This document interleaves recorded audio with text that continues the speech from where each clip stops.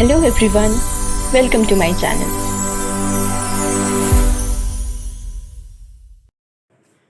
Hey everyone.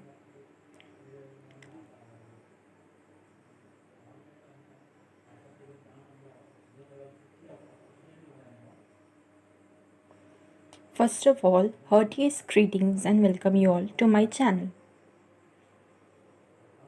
My name is Sakshi Shreya and this is my YouTube channel where I will share my flair of art with you all. Hello and welcome you all to my today's video. Today for the Let's Talk About Poet session, our guest will be Geoffrey Chaucer.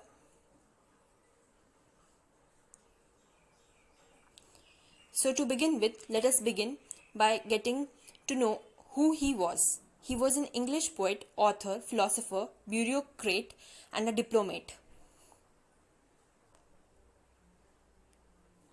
He has been called the father of English literature or alternatively the father of English poetry. He was the first to be buried in what has since come to be called Poets' Corner in Westminster Abbey.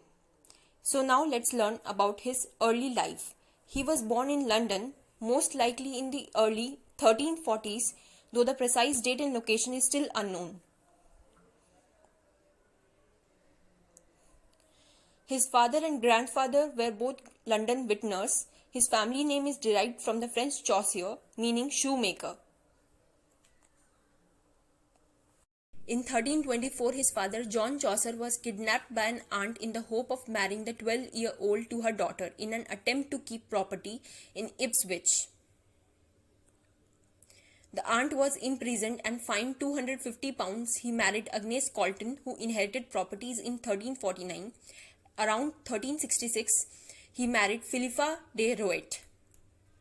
It is uncertain how many children Chaucer and Philippa had, but 3 or 4 are most commonly cited. According to tradition, Chaucer studied law in the Inner Temple at this time. He travelled abroad many times. He obtained the job of comptroller, which he continued for 12 years. His life goes undocumented for much of the next 10 years, but it's believed that he wrote most of his famous works during the period. He also became a member of parliament for Kent in 1386. In September 1390, records say that Chaucer was robbed and possibly injured while conducting the business, and he stopped working in this capacity on 17 June 1391. He began as deputy forester in the Royal Forest of Petherton Park, Somerset on 22 June. He died of unknown causes on 25 October 1400. There is some speculation that he was murdered by enemies of Richard II or even on the orders of his successor Henry IV, but the case is entirely circumstantial.